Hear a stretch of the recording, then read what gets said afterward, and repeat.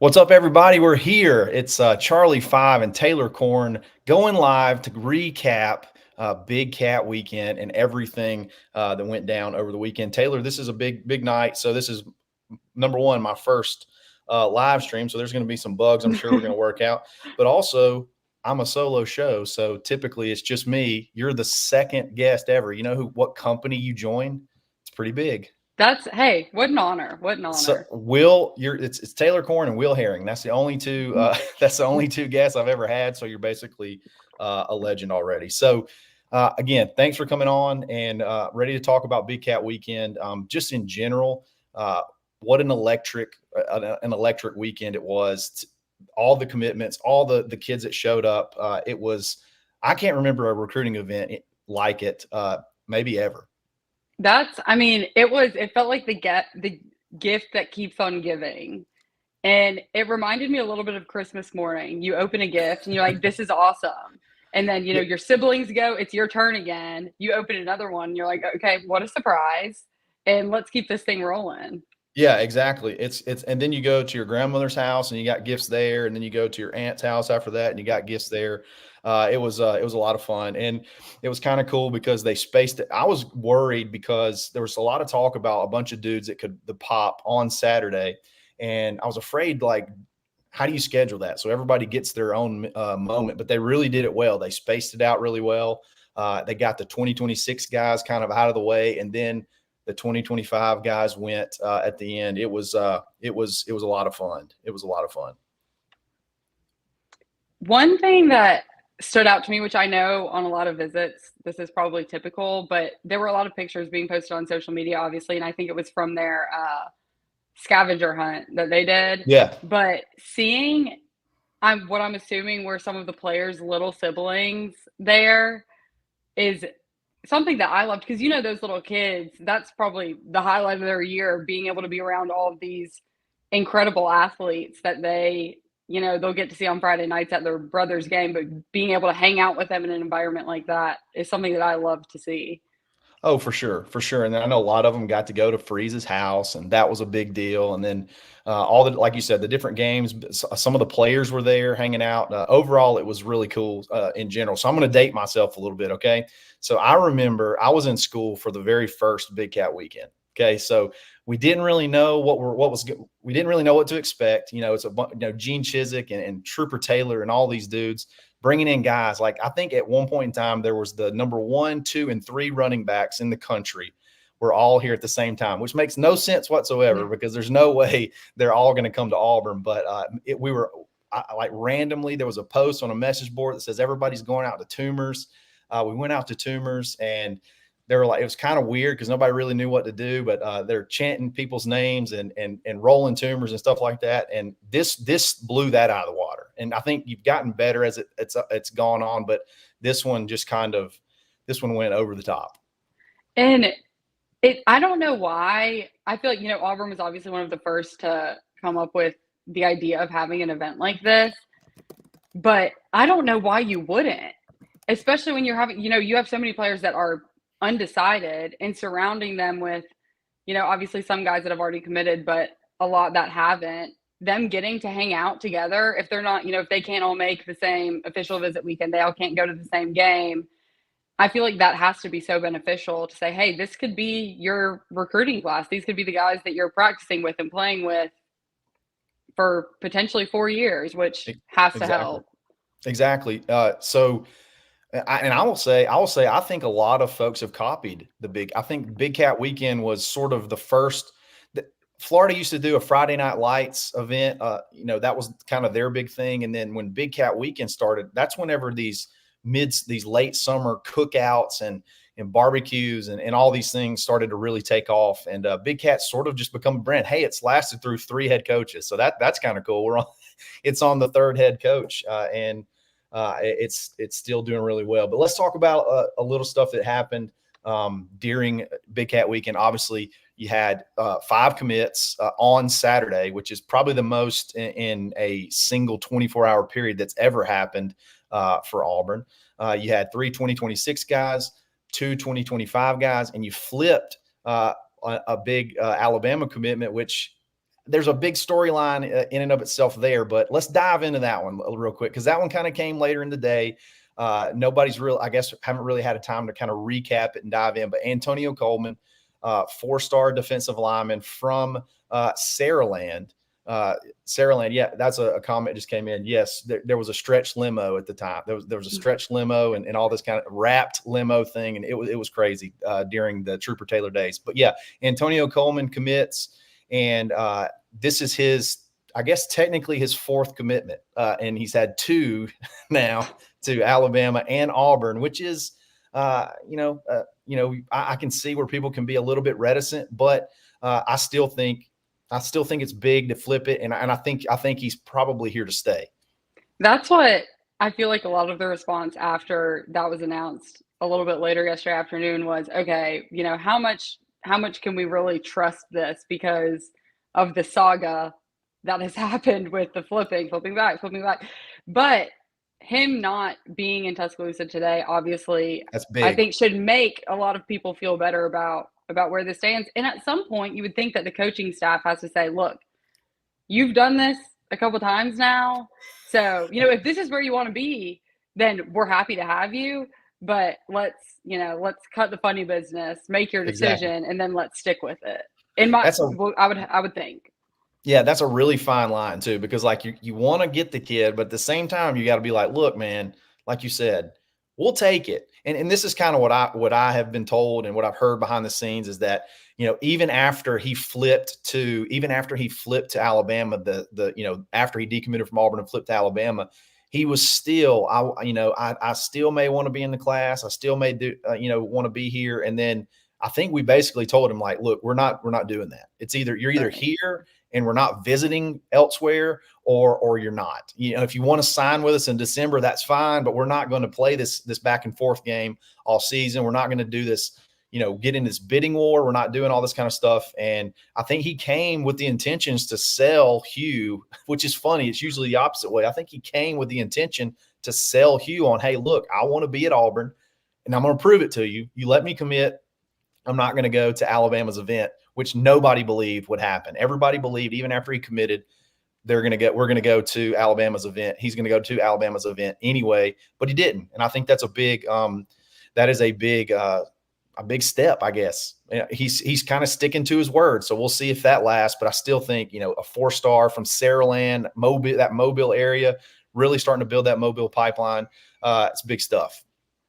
That's what I had, which this is not factual information, but I got a text from a friend of mine that's an Auburn fan yesterday afternoon kind of saying the same thing, can we trust this kid? I'm like, I've never talked to the kid, so I'm just going to say that we can for the excitement. But he was like, imagine, these people nowadays are probably like, well, so-and-so is going to pay me to commit here, and then so-and-so is going to pay me to commit here. Let me commit everywhere. Yeah. Get a whole bunch of money. Yeah. And then when I'm done playing the games, I'll be done. And I was like, just rack up the checks, man. I'd have 10 commitments if it was me. I'd like you. I'm committing everywhere. Like just you give me, if there's an incentive to commit, I'll jump on board everywhere. So sometimes when people get aggravated at stuff like that, I'm like, man, you don't realize this isn't like back in 2005, 2006 when nobody ever flipped. This is like they're getting paid, or they could possibly get incentives to, getting paid to go commit here, commit there, or go on a trip here or go on a trip there. So it's a completely different ball game.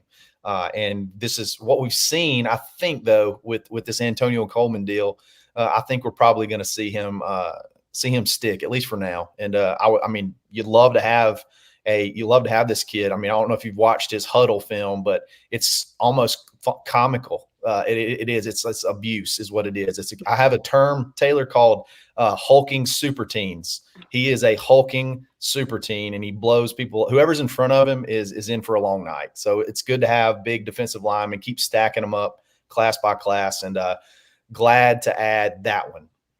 Switching gears a little bit, another Alabama commit that Auburn is going hardcore after. He was here this past weekend. It was really quiet on him.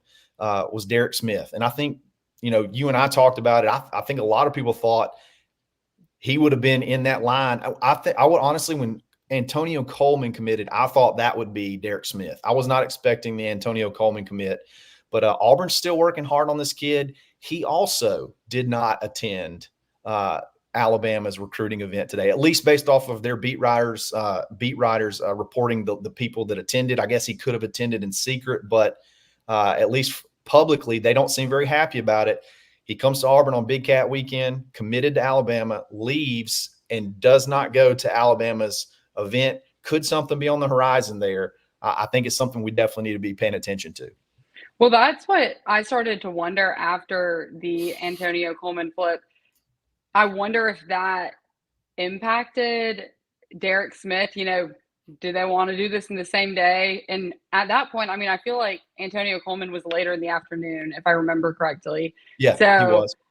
Let him have his moment and then hold off. And because like you said, Derek Smith was more highly expected, I would say, to be the one that popped yesterday.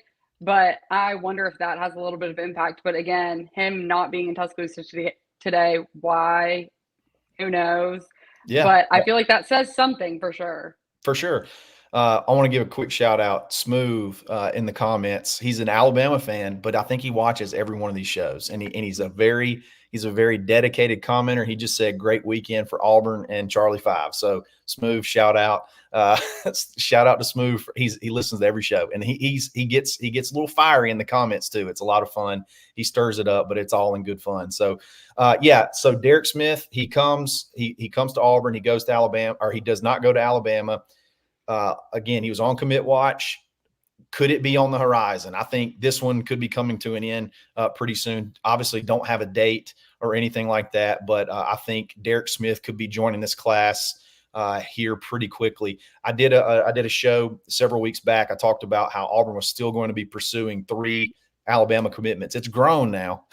It's grown to probably to 4 or 5, but Antonio Coleman was one, Derek Smith was one, and then obviously Duke Johnson is one as well. So if you could pick off 2 of those, that'd be massive. And I think Derek Smith, the relationship with Charles Kelly is going to end up paying off. And then I love this kid at wide receiver. I don't know if you've seen any of his film. He's electric. He's got kind of like a Odell Beckham style. He's not super big, but he's fast and he can get it done. I think that'll send some shockwaves. What, if anything, do you know about the relationship between Antonio Coleman and Derek Smith? Do you know if they are great friends or? So Derek's from Selma. Antonio Coleman's from Saraland, the Mobile area. I don't know if there's a connection there outside of just being Alabama commits. I don't think one rides on the other one. So in other words, I don't think it's like it's a package deal. Like they're wanting to play together. But surely it's got to help. It's got to help for them to be here and then see all the action that went off yesterday, and then just be you see one flip, you might want to come. You've been flirting with Auburn for a while, talking about Derek Smith. You see one of your boys flip back from Alabama, flip back to Auburn. Does it make it a little easier to make that decision? Again, I don't think they're necessarily a package deal per se, but it can't hurt. I guess It can't hurt. If he was waiting for someone to do it first, then there you go. It could have been that. And I liked your theory too. I mean, 5 commits in one day. These kids like to have, I think I like to have publicity. So I know these kids like to have publicity as well. So if you get caught in the wash with 5 guys, you got 5 guys, going off at one day. Do you want to be the 6th, or do you want to hold off, maybe give it a day, let it breathe, and then you get to have your own day? I could see that. I think it makes a lot of sense. I also could see, hey, let me go home and just sleep on it really quick, sleep on it, make sure I'm making the right decision. And then I'll get my own day on, Monday or Tuesday. I guess if he went on Monday, he'd be sharing it with Anquan Fagans, which I'm sure we'll talk about in just a bit. So it's a big deal. I think that's one definitely to keep an eye on. Another 2025 commit who I really appreciate this kid, Blake Woodby, the kid that he was an Ohio State decommit. He's from Maryland. He could have been really committed at any point in time. But this is one thing that I think, I don't know if you ever fall victim to this, but I do too. It's like when a kid is going to commit to Auburn, you sort of you chalk it up, and his announcement may not be sort of as exciting because you were kind of expecting it. You ever kind of fall into that trap a little bit every Yeah, now and then? you get excited at the initial news, and then it Yeah. happens, and you're like, "Well, I was excited 2 weeks ago, but Yeah. let me try and build this back up in my head." Exactly, and this is a kid who is he's basically a, almost a consensus top 150 player, on a couple of different ranking sites. He's like the, top 10 corner in the country. Hey, Ohio State doesn't just take anybody, you know what I mean? They take studs, and to convince him that, Auburn's the place for him, and he decommitted, and it seemed like when he decommitted, he started getting predictions to Auburn like immediately. And I guess a lot of people, I guess it's human nature. You chalk that up. You sort of you're kind of banking on it happening, and then when it does happen, it's like, okay, well, we were already expecting that. If that kid just commits out of the blue, everybody loses their mind. You know what I mean? Like it's huge. So I appreciate him for that, for being able to hang in there, because it's a big deal. The secondary, man, they're starting to stack up dudes in the secondary. And I feel like this was also, at least in my head, not proved a point, but getting so many highly rated in-state guys is great because there is a lot of talent in the state. So you want to, keep these guys home basically, but showing that you're able to recruit Yes. other places in the country, because yeah, you're getting a number of the top 10 players from Alabama, but what about, the elite talent elsewhere? Right. You can't just 100% recruit only Alabama kids. I think it speaks to, I don't know if you remember, and I've harped on this several times, but the DJ Durkin hire, he coached at Maryland. So he had those relationships, and there was some controversy. I know there was a tragedy. And then, some people tried to bang on the hire a little bit at Auburn, kind of give us a little bit of grief. But I think this also shows now you got two kids, Bryce Diaz and Blake Woodby, from the Maryland area. You get a Maryland transfer that played for Durkin in his like 8th year of college. Somehow he's still got a year left. Is transferring in. I think this Durkin guy may not be such a bad guy. I don't know. He may not be such a bad guy. He may be a pretty daggone good coach, and have the good relationship. So I don't know. I think that kind of speaks to that a little bit. Yeah, I don't want to be harsh and say shut some people up, but I mean, that should shut some people up. I don't want to say it, but I'm going to say it. No, I love it. I love it. But yeah, I'm fired up about Blake Woodby, and again, to be able to hang in there, even though the excitement probably wasn't where it should have been, just because everybody had sort of already banked him in the class for so long. Kid's a freak athlete, punt returner, kickoff returner, DB, lockdown. Super, super excited to have this kid. So that was the 2025 kids. You have Blake Woodby, you had Antonio Coleman, you still feel like Derek Smith could be close to flipping. You got Anquan Fagans, who was here, who's coming up on Monday. Are you going to go to that? Or are you going to try to get it? I think I'm trying. You're trying. A decision has not been made, but hopefully. Man, I went out to dinner Saturday night when they were here, and it was at Baumhower's, and they were there, and I didn't want to be like a fanboy and be like, man, I got you an interview lined up if you want it. I chickened out. If you'd have been there, I'd have been good, but I kind of chickened out on it. But he's another one. This is another one that, like, we have to be so excited about this kid for so many reasons. Thompson High School. Auburn's finally starting to kind of build that pipeline at Thompson. B, he's a top 100 player. And then a position of need on top of that. It's just so many things. So on so many levels, it's so big, and hoping I think it is. He did go to visit Alabama today. I think it was one of those, I'm going to give it my honest shot at, give him at least a shot where I can make sure I'm making the right decision. But I think ultimately he pulls the trigger for Auburn tomorrow. How do you feel about that one? I feel good. I feel like everyone that I've talked to has really expressed no doubt. So that's kind of what I'm banking on. I might be completely off on this, but does he have a brother somewhere? Yeah, his brother actually, he has two brothers. Okay. And his oldest brother just actually transferred to Auburn. So he's actually on the roster right now. I know Traquan, I believe, went to Central Florida, and I can't remember his older brother's name, but he's actually here. He's actually here now. He enrolled, I think, in June, so he's here. He'll be playing. He'll be safety somewhere in the secondary. So yeah, there's obviously that connection there. So you got to feel good, at least from that perspective. Right. And if he's approving of the program, he's obviously there for a reason. So follow your brother Anquan. Yes, absolutely. Pull the trigger, make it happen, and then Auburn's class will just continue to sort of climb up the rankings. And then you have another Thompson kid who they're having dinner together Saturday night. Did you see this? Did you see Jared Smith and what he showed up in? I didn't realize. Yes. I didn't realize he. Yeah, if you didn't see it, Elon Musk sent us a Cybertruck. I guess he shows up in a Cybertruck with a big Auburn logo on the side, and I mean, with a commitment coming on August 3rd, I'd say that's pretty good news. That's a pretty good sign right there. That's what I have talked horribly about the Cybertruck. I've seen them on the road, and I have said this is an atrocious looking car. But after I saw that, I was like, I will eat my words because I'm fine with this. If that's what you want to drive, I'm fine with it, and I will say no more negativity about the Cybertruck. If that's what it takes. Yeah, I pre-ordered one. I got to get one now. I saw him, and I asked them if they were waiting for a ride or somebody, I guess, at the end of the dinner. And I asked them if they were, waiting on is the Cybertruck coming to pick them up? And they all laughed. But it's that was a pretty good entrance. He commits on Saturday.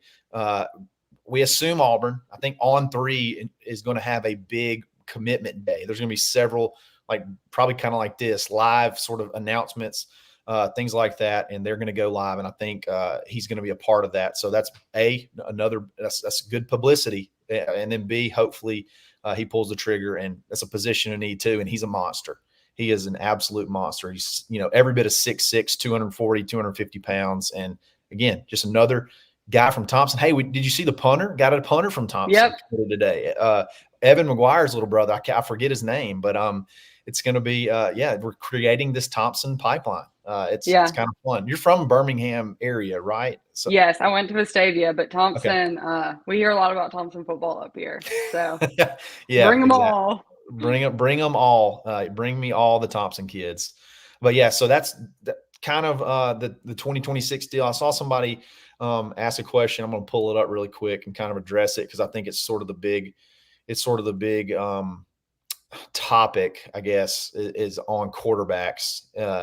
See if I can do this right. Oh, there we go. There you go. Johnny, what quarterback do we have on campus? Johnny, I'm gonna be honest. Unless it was an incredibly well-kept secret, which is not, I wouldn't really put it out of the realm of possibility.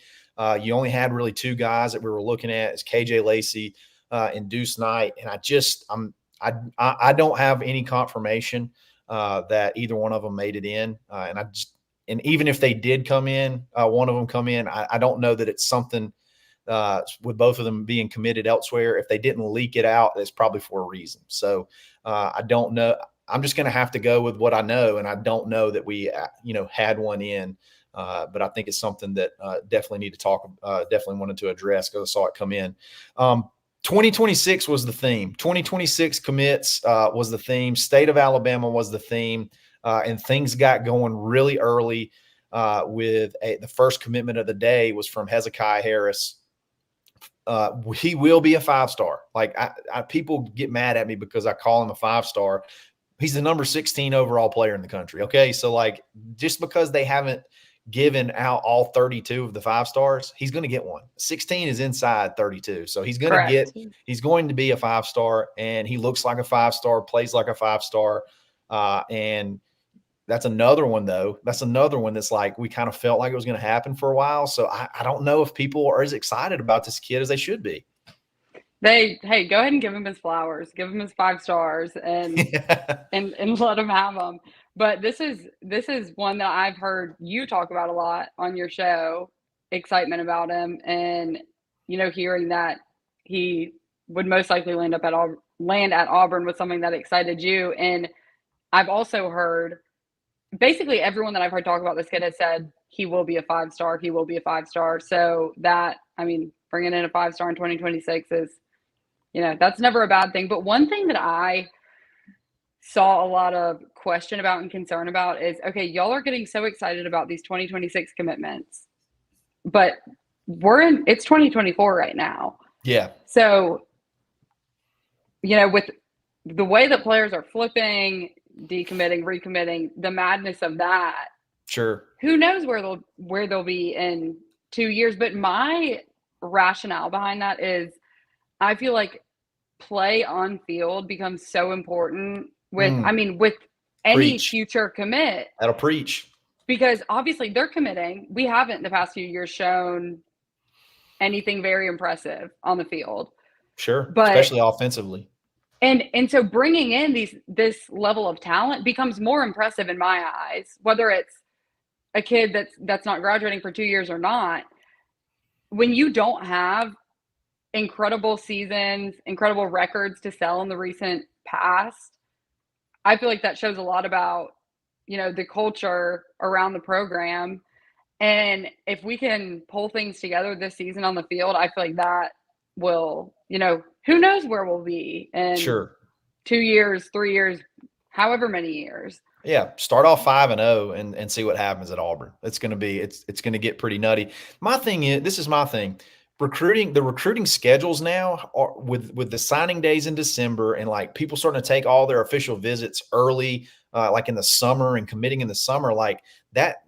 It's not that early. If you really think about it, it's really not super early. And then on top of things is, even though it's easier to flip people now, it's still harder to flip someone than it is to get someone that's uncommitted. So getting them in the boat, all that does is give you a chance to kind of continue to cement those relationships. And you just popped off the number 2 player in the state of Alabama. Like he could very well be the number 1 player, depending on how he plays this season and next. And you're talking about a kid who's already a full-grown man. Like he could possibly, he could reclassify and play with this 2025 class. Like he's that big already. So like, what does it look like when he actually gets here? So Hezekiah Harris starting off the day with a bang, future 5-star is big. And then my favorite one of the day, obviously, Mr. Shadarius Tootle. Dad let me wear his jacket. That jacket, by the way, has gotten more. I think the jacket has gotten more traction than maybe the commitments. It's that jacket's pretty hot. So if you want to buy it, go to, I think it's TootleBoySports.com and you can order one. So check it. Definitely check that out. I tweeted about it earlier. But no, Shadarius Tootle, middle linebacker. I talked to him.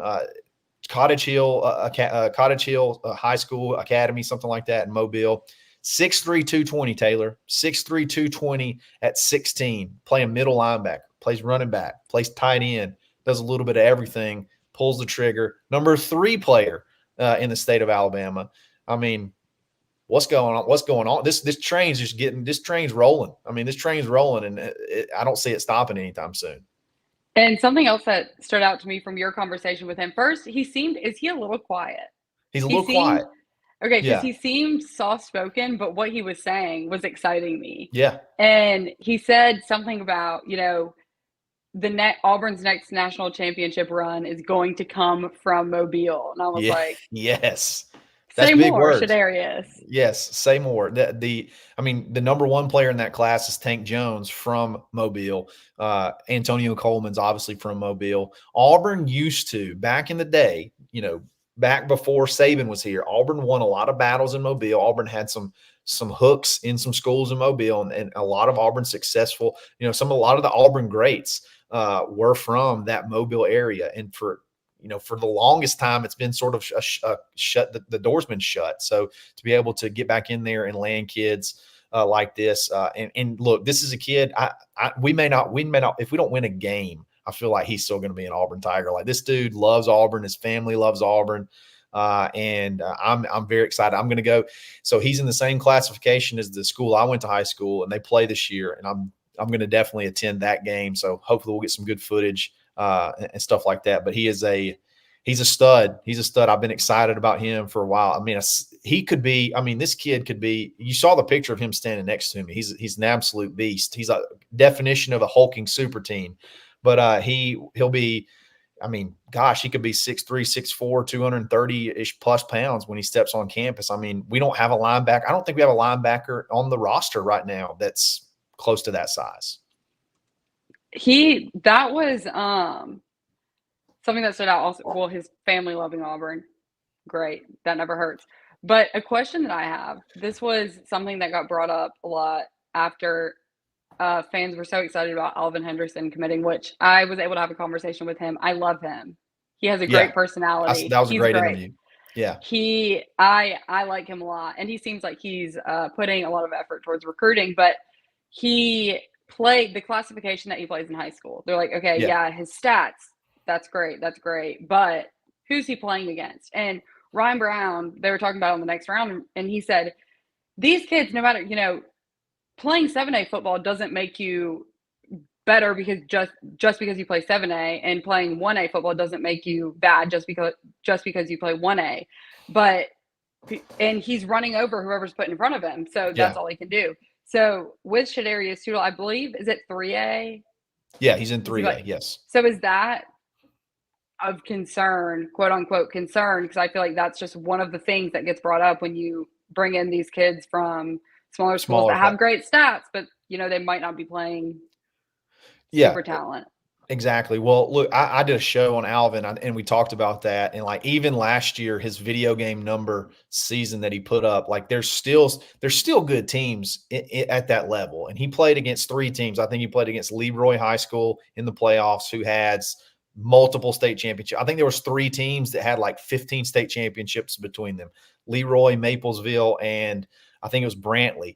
And he just shredded all of them. Like it's so it doesn't matter if it's the the mom and pop school or it's the best school in that classification. Alvin Henderson will shred them. And this is the same thing with Shadarius Tootle. And again, he plays all over the field, so he's playing both ways. And you get to do that when you're a smaller school guy. You're sort of relied upon playing both ways. But he plays running back, he plays middle linebacker. He can play tight end. He can play wide receiver. I mean, he's tall enough. He can just kind of moss whoever he wants to. All that matters is, are you doing what you should be doing at that level? Alvin absolutely torches everybody ever plays, and Shadarius Tootle plays at an incredibly high level. Very, very excited about him. I don't care if he played private school AISA. He's a stud, and I'm glad to have him. And I'm glad to have that family a part of this program too, because they're going to be big assets. They're fired up, so it's going to be good. That kid's going to be fun to watch over the next couple of years. The third commitment from the 2026 class that we had was Jamichael Garrett from Gulf Shores, Alabama. Taylor, I described him as if you're an Eric Winters fan, Auburn's highest recruit this year in the 2025 class. He's basically a carbon copy. Just 1 year younger, similar size. They do a lot of different things. He plays safety, he plays linebacker, he plays some wildcat quarterback. He gets snaps in 6A on offense, just like Eric Winters. Man, if you can have 2 versatile guys that can play, you can basically put them anywhere, and they can stay on the field too for multiple different packages. I think versatility out of these 2 guys, and you get them back-to-back years. I can't think of 2. I just can't think of 2 similar guys that we've had like that close together that'll be able to just kind of roll out of one and roll into the other. And he's, if I am reading correctly, the number 8 ranked player in Alabama. So that's 2, 3, and 8. Yeah, 2, 3, and 8, and then potentially 1. Yeah, I mean, you may get Tank Jones said a lot of good things. He was at Alabama's event. Here's the cool thing: 2, 3, and 8 got to commit in front of 1, 4, 5, 6, and 7. So which is stupid. Like, that is crazy. Insane. Yeah, all 8 were there. 2, 3, and 8 committed in front of 1, 4, 5, 6, 7. So if that doesn't get you fired up, then that's a you problem. That's a you problem, because that's definitely a big deal for sure. So that 2026 class could be pretty epic. And we're just talking about Alabama guys. I mean, there was Georgia dudes, 5-star Georgia dudes there, Zealous Hicks, all kind of guys that Auburn's sitting pretty for. Got some predictions for a couple of those Georgia kids after they left. The big prediction though, the one player out of that 1 through 8 that I've always been kind of nervous about is the kid from Benjamin Russell. His name's C.D. Morgan. I think that's correct. Cedarius Morgan. He's a freak wide receiver, 6'6", 220, played with Malcolm Simmons. He leaves, Taylor, boom, 2 crystal balls back to back from Jason Caldwell, Christian Clemente. And this kid's got like Alabama family, everything. So like there was no doubt in my mind that was going to be a battle to get this kid. He comes for a visit in the mix, boom, two predictions back to back. So you could sweep it. I think Auburn really legitimately could sweep 1 through 8 next year. I mean, has that ever happened? And if so, when? The closest ever, and I could do a whole show about this. The closest ever, I think, one of Tommy Tuberville's later classes, 05 or 06, I think he got like 1 through 6, or maybe 1 through 7. But that was like by default. It was because Alabama was reeling off of what they were doing, and it took 5 seconds for Saban to come in, and then his very first class, I think he got all the top 10. Like he got everybody. So Hugh being able to put the emphasis on it, he got a number of guys out of the top 10 last year, this 2024 class in Alabama. This coming up year, there's an opportunity. If you flip Derek Smith, you could have 8 of the top 10. And then next year, you already got 3 out of the top 8, and you had all of the top 8 here for Big Cat Weekend, and you're getting predictions for dudes left and right. It's kind of crazy. It's kind of crazy to see the success. I mean, I kind of expected it because maybe not to this level, but I expected Hugh to kind of be a boss on the trail. But boy, oh boy, to be able to have the footprint or sort of like the penetration you're having in the Alabama market and stuff like that, it's been pretty fun to watch. And something that I think gets looked over is the fact that, yes, obviously, if there's talent down the road, you want to bring them in. But going back to my conversation with Alvin Henderson, I said, how big was you staying this close to home when you decided to flip? Because Penn State's, that's not close to home for your parents to come watch you play on Saturday. Yeah. And he said it wasn't. He said one of Hugh Freeze's selling points was he was talking to my mom, and he said, you can, if we have a 12 o'clock game, you can be, back home sitting on your couch before it gets dark out. And he said, but it was not just my family, it was my entire community. Yes. And I feel like winning the fandom, because there are going to be kids that are at the grade school that these guys come from that, think it's so cool to watch, X, Y, or Z play on TV on Saturday. And I feel like the morale in state, especially when you're trying to rebuild a program, never hurts either. No, totally. I said when he committed, I said there ain't no child from Elba, Alabama going to Penn State. It just ain't happening. I'm sorry. There's no small town Elba, Alabama. He's not going to Penn State. That's why I was always kind of like, everybody chill. Like don't go off on him. Don't, like, when he puts his tweets and stuff like that, like, just chill. He's going to be an Auburn Tiger. Like, he's not going to Penn State. It's not happening. And I loved y'all's interview because basically he confirmed everything that I thought in his interview, that, I still was feeling Auburn the whole time. Hugh never let up on me, which I knew he wouldn't. And then he went ahead and pulled the trigger, which kind of I guess maybe got the real summer roll kind of going to go ahead and get that flip. And then obviously you have your big deal this weekend, and it was a lot of fun. So so the 2026 class, pretty epic start so far. And I don't think it's going to be done anytime soon. It's good to go ahead and get these kids in the boat, go ahead and kind of flex on them and let them know, hey, we're here to play. We're here to play hardball. Who's next? We talked about that. We talked about Anquan Fagans. He's announcing, I guess it would be tomorrow, Monday, not sure the time. And then you got, I still think, keep your head on a swivel for Derek Smith, because I think he could possibly pull the trigger here soon. And then you got Jared Smith on Saturday. So that's kind of who we got we're watching. If we've made any kind of progress with a quarterback, That's got to happen pretty soon. I want to look at some of the questions that we've had in the comments. We'll go through some of those and we'll call it a night. But one I thought was a really good question. Let me get back to it. From James Barnett. How big of a deal would it be if we didn't sign a high school quarterback in 2025? I think some have forgotten about Hank and Walker White. That's a great question. Taylor, you want to what do you think about that one? So I actually asked Jason Campbell about this because obviously it's been a big topic of conversation. You know, whenever we get a wide receiver recruit, the rival fan base's response is always, well, who's going to throw him the ball? Who's going to throw him the ball?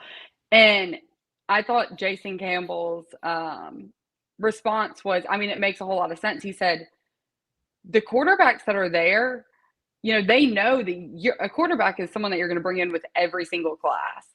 And if Hank and Walker or whoever else is there, if they don't like, you know, they should be expecting that first off. Maybe a freshman won't come in and play right away. So, you know, we need to have those guys as a buffer in between, you know, when Peyton's gone and whoever will come next. But it's good competition. And I don't think that recruiting another quarterback is saying that anyone's doubting the guys that are there right now. Exactly. So, James, I think for 2024 or whatever you call this football season, do you call it 2024 because it goes into 2020? Yeah, the 2024 football season. I'm sorry, let me go back. The 2025 football season, when this quarterback will actually be at Auburn, whoever they may or may not be, I don't think it means anything for 2025.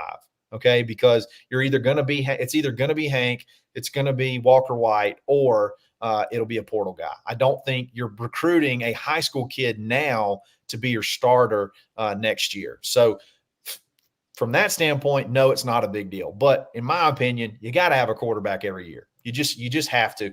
Maybe it's not a premium to have like the best one that you maybe could take a little bit more of a project role. Maybe have a really high eval on a guy this year to bring in. But in general, you want to try to get your best players you can every single year. And even though guys like Derek Smith want to see who the quarterback is, more than likely they're not going to be catching passes from him for a while. They're going to be catching passes from Hank Brown, Walker White, or if they have to bring in a portal guy. So it's a yes and no for me. I don't think for 2025 it's a big deal, but for recruiting in general, I think you definitely got to bring in a quarterback, the best one you can get every single year.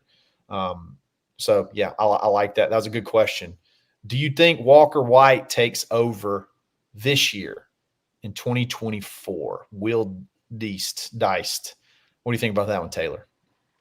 I listened. I think it may have been Zach Blackerby that went on. I don't want to call it a rant. I feel like that has a negative connotation to it, but you can call it that. Explained everything behind the scenes that was going on that impacted Peyton Thorne last year that we don't think about when we're watching the games on TV. And that's, you know, the play calling, the confusion of play calling. You have two people calling plays, and you don't have a lot of time to meet one-on-one with Hugh Freeze. You know, he admitted, I'm doing a lot of recruiting. I'm doing a lot of, you know, the stuff to try and get this program back rolling. So he wasn't as involved as I don't think he would have liked to be. And I'm pretty sure that Peyton said maybe at media days, you know, I'm meeting with him once a week now in his office. So I feel like everything has to be a little more organized. The receivers, and I'll actually read a text that I got from Jim Dunaway earlier. He always will go back and watch random old games, whether it's from last year or 15 years ago.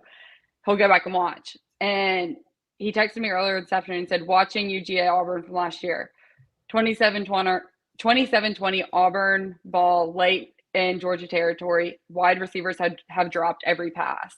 And I've heard the statistic somewhere, and I don't know the number, and I don't know where I read it, but the amount of incompletions that hit the hands of the receivers.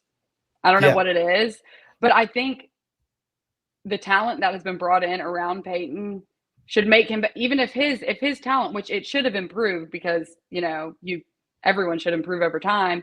But even if it didn't, I think the offense would look better this year just because of what's been brought in around him. Exactly. better receivers, more cohesion, more pulling in the right direction as far as offense goes. And then Hugh Freeze is he's a play caller, man. He said it. This last year was the first year he ever didn't call plays.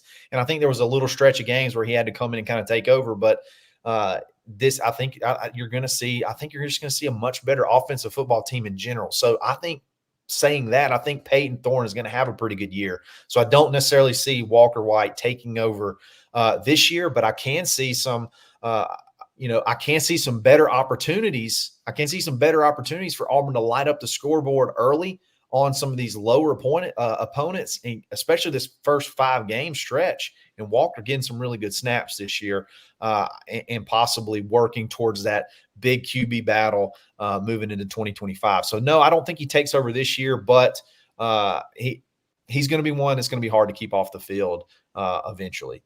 Take maybe 2 more, and then we're going to call it a night. This one was pretty funny, I thought. Will I hang the Auburn jacket in the rafters of the house in honor of the historic Big Cat Weekend? Well, number one, it's not my jacket yet. I got mine. I'm going to get mine on order, so I will have one soon. That was Shadarius's dad's jacket. He insisted I wear it on the interview, and we had been talking about it for a while, so I definitely wanted to do that. But the jacket's got some mileage this week, so it's been a lot of fun. So I actually think that's probably going to be it. That's going to be it for tonight. I had a ton of fun. This is my first live stream. I think there's going to be a lot more, maybe a lot more with both of us in the future. So definitely maybe some stuff coming around the bend that we'll talk about whenever it's ready. But Taylor, I appreciate you coming. You ever heard the term boog? You booged out really, really hard, and I really appreciate it. So that's just basically, your Auburn fandom was at peak. Your excitement as an Auburn fan was at peak, and I really appreciate it. And we'll do it again soon. So, guys, that's going to be it for tonight. Thanks for the questions. Thanks for chiming in, and we'll do it again soon. So this is another, I don't know if you call it another episode, but it's the first of hopefully many live streams. And we'll get after it again at another time. So thanks again, guys. War Eagle.